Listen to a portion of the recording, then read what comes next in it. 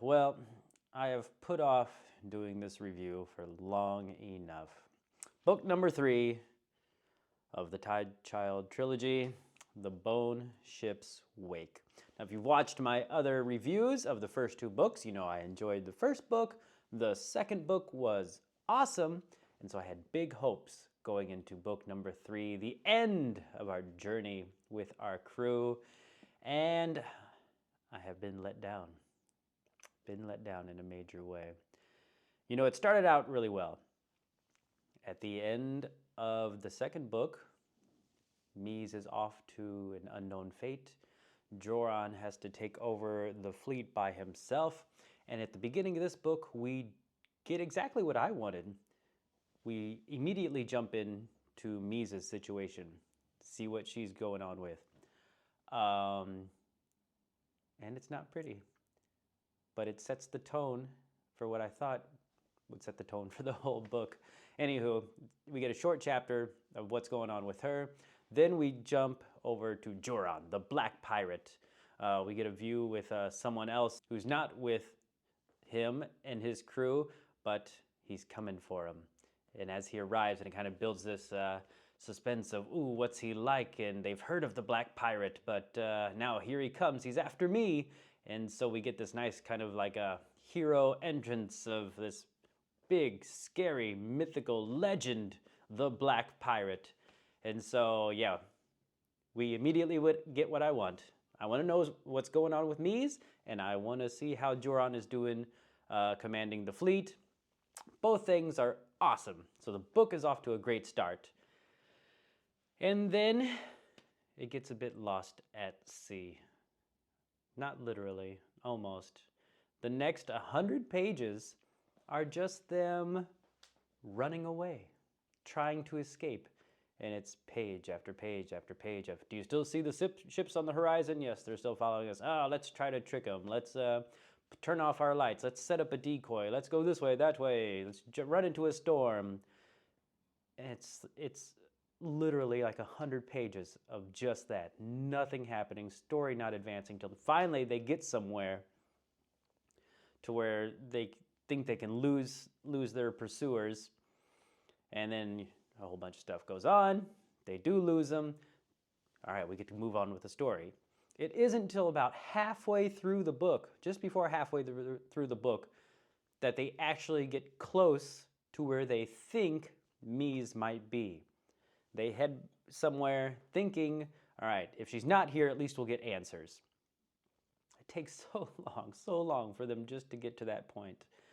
You know, we get a lot more, obviously, about the Golem, about their prophecy. You know, everybody's still wondering, like, or you hear people talking, it's just a prophecy. You know, Joran will talk to some people about it. He doesn't want to tell everybody, because he doesn't want them freaking about the rain of fire and everybody dies. But he talks to some people, it's like, it's just the Golem. Don't worry about them. They have their prophecies. We have our prophecies. Don't worry about it. But we learn more. We get more into that. Joran starts to have more visions, and you can kind of feel what the end of the book is going to be like if you're paying attention to certain things. Halfway through the book, we're finally getting close to where we think Mies might be. Yada, yada, yada. I'm not going to go any further for the non-spoiler sections. Just know that there's another section later on that is very similar to the beginning, where it's just at sea, at sea, at sea. We're just running. This book is what, like 540 some pages, which is the longest of the series, and it easily could do without 100 pages, maybe 150. And so you don't know what Mr. Barker was doing. Did he need to fill pages, or did he just, because you can feel he has a passion for this kind of stuff. Life of a crew member, being out at sea. And so you're wondering, okay, did he want to fill time, or does he really just want to share this part of things? For me, though, it was just like, come on. You know why we're here. Let's get to it. But the ending was, like I said, if you're paying attention, you see it and you're like, okay, all right, well, that's what you told us it was going to be, and that's it. But it just feels like it didn't get a real fulfilling ending. And I don't know, without spoiling anything, much more what I can say. The first book gets like a 7 out of 10. Second book, maybe 8, 9 out of 10. This one, whew, 4, 4. Man, started off so good and then just floundered. Yeah, so if you haven't read it, if you've already read the first two, you might as well finish it. For me, I won't even say what the ending felt like. Go read it, check it out, come back for the spoiler section and see what I have to say about things in detail. If you haven't already, please like and subscribe to the channel, and I will catch you later. All right, spoiler time. The Bone Ship's wake. All right, I've already aired my grievances. Let's jump to where things start happening. When they get back to Ship's home, or Burns' home, and they find out who's been stabbing them in the back. Oh, what's his name? Karad? Nope, he just wants power.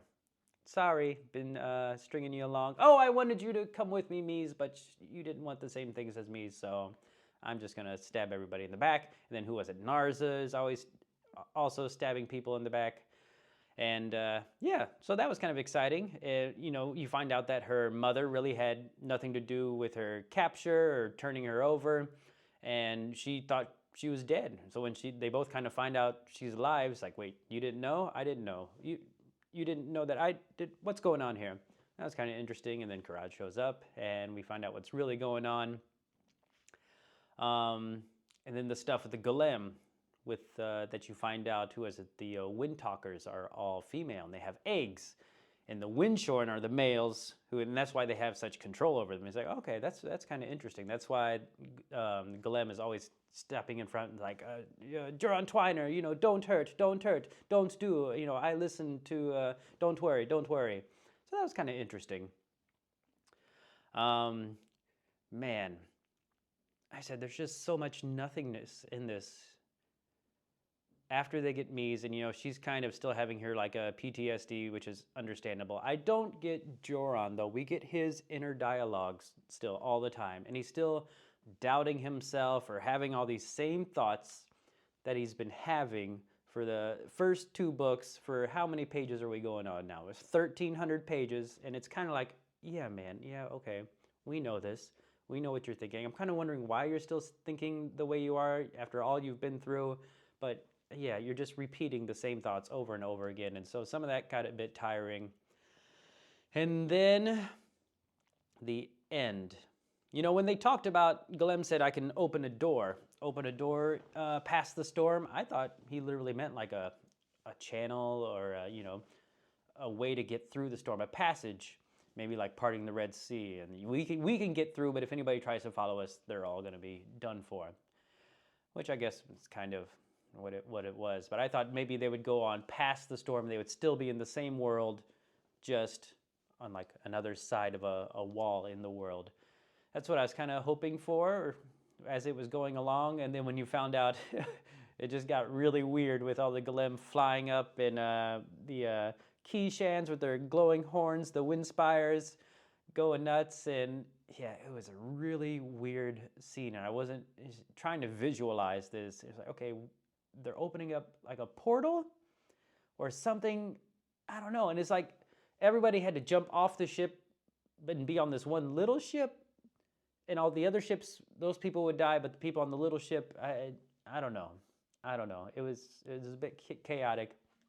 And then when it got to the end, and we get the epilogue, and it's all the people, or were they people, or they even said they were bits?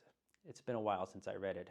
I've been trying over in my mind how to talk about this because I'm so disappointed. But it's like a Twilight Zone episode, right? You go through the wormhole, and it's the same world, but everybody has slightly different names. Was it like Mians and Golem and Juron or whatever? So you go into a parallel universe or something, and now, okay, let me tell you the story about how it happened. So then, of course, it makes you think at the beginning when they're talking about Skirasai and the guy who he chucked a spear or shot the arrow into it, and that's what created this world, or why the world is how it is. You're like, okay, so it's just, this universe is just on loop, or just certain events kick off and it reaches a certain point to where it spawns a new universe or something. And so I felt that it's just not what I wanted when you're reading a book about pirates.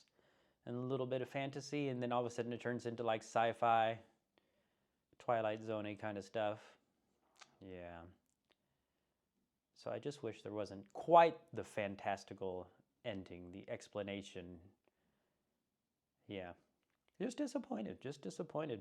I like these characters. I like this world.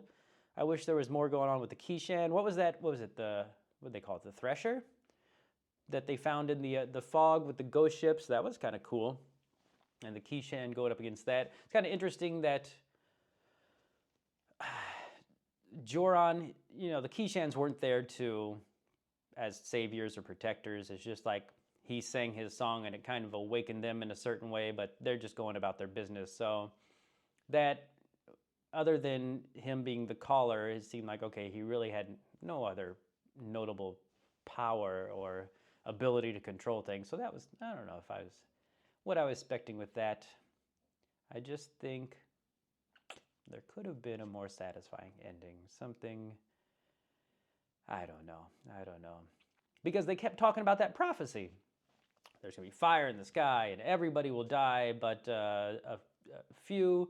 And you thought maybe that's like hyperbole, but no, that's how it went down. And it's like, well, everybody's gone and we're just starting over. So what you just read was a short snippet of history in one universe, and now we're on to the next. Bye-bye to that one. Let me tell you the story of how we are here. It was interesting. Would I recommend this to people? It's a tough one. Like I said, book 2 was fantastic. Book 1 was a great intro. Book 2 was fantastic, but it just did not stick the landing. So I'm not sure if I would recommend this to people. I can think of other trilogies if that's what they want to recommend. Yeah, it's a tough one. If you like a good pirate story, yeah, it's all right. It's not bad. It's got a weird ending, but it's not bad. Anywho, that's all I got for this. I'm a bit poo-pooed on this one. What have I got up next? I'm already 100 pages. I've started reading The Hunt for the Red October. It's one of those, I saw the movie years ago as a kid and haven't seen it since. So I really thought, oh, I want to watch that movie. And then I saw the book laying around my brother's house. I said, oh, let me read the book first and then check out the movie. So 100 pages into that, going to read that book and watch the movie. Do kind of the same thing as I did with Carrie, do a book movie review. And then after that, we shall see. But until then, please like and subscribe to the channel if you are so inclined. Comment down below. Let me know what you think about the Tide Child Trilogy. And I will catch you next time. Bye.